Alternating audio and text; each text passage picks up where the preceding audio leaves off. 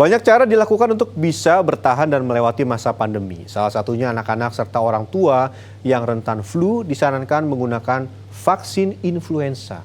Vaksin ini memang tidak dapat melindungi diri dari serangan virus COVID-19.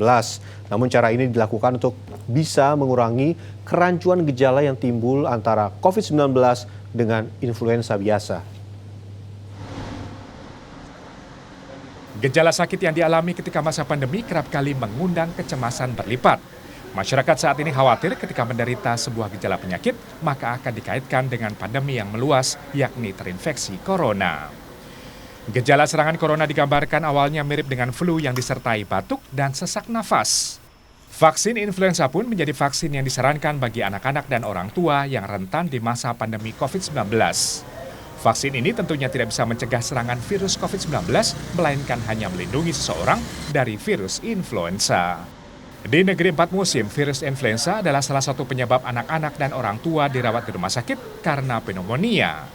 Gejala ini juga muncul pada seseorang yang terinfeksi virus COVID-19. Pemberian vaksin influenza pun diharapkan bisa mencegah keracunan gejala antara virus influenza dengan virus COVID-19. Artinya jika seseorang sudah mendapatkan vaksin influenza dan muncul gejala, maka bisa dipastikan ini bukan flu. Hal inilah yang mempermudah dokter untuk mendeteksi gejala yang muncul sekaligus melakukan penanganan yang tepat dan lebih cepat. Vaksin influenza yang menjaga kita dari serangan flu juga disarankan karena dengan terserang flu bisa menyebabkan penurunan daya tahan tubuh yang nantinya menyebabkan seseorang rentan terjangkit virus COVID-19.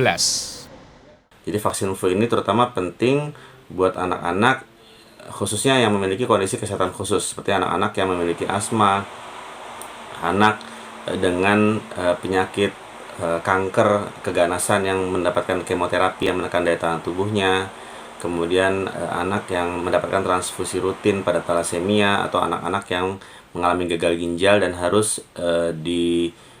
mendapatkan hemodialisis atau cuci darah rutin, dan anak-anak ini mengalami risiko lebih tinggi untuk mengalami pneumonia akibat influenza virus, maka vaksin flu ini penting untuk diberikan. Saat ini vaksin penangkal COVID-19 belum ditemukan, maka vaksin influenza diharapkan mengurangi potensi yang gejalanya mirip dengan COVID-19. Oleh karena itu, sebaiknya divaksin influenza untuk mengendalikan satu penyakit. Sehingga tatkala nanti misalkan seseorang terinfeksi oleh COVID, maka dia hanya menghadapi kendala COVID saja. Sementara influenza sudah terkendalikan. Kewaspadaan terhindar dari virus harus maksimal dilakukan. Selain protokol kesehatan, golongan yang berumur rentan juga lebih baik jika terhindar dari pertemuan fisik serta keramaian. Ardia Putri, Andreas Wicaksono, Surabaya, Jawa Timur.